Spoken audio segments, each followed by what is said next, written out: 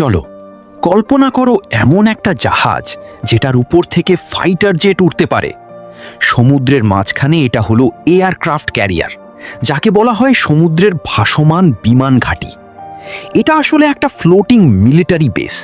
এতে থাকে fighter jet, helicopter, missile, সৈনিক, এমনকি হাসপাতাল পর্যন্ত।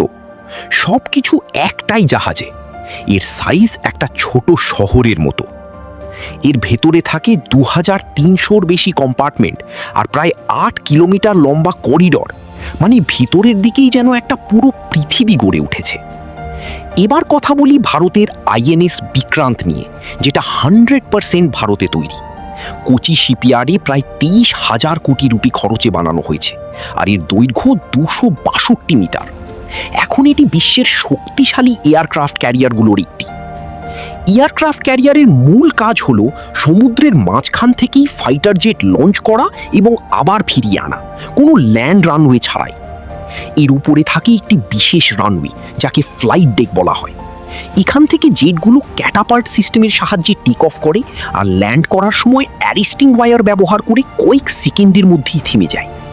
আর আধুনিক অনেক ক্যারিয়ার নিউক্লিয়ার পাওয়ার্ড হয়, যেমন আমেরিকার ক্যারিয়ারগুলো, যেগুলো বছরের পর বছর ফুয়েল ছাড়াই চলতে পারে। এই এয়ারক্রাফট ক্যারিয়ার সম্পর্কে আপনার মতামত জানাতে কমেন্টে লিখুন ফ্লোটিং বেস। ভিডিওটা ভালো লাগলে লাইক, সাবস্ক্রাইব আর বেল আইকন চাপতে ভুলবেন না।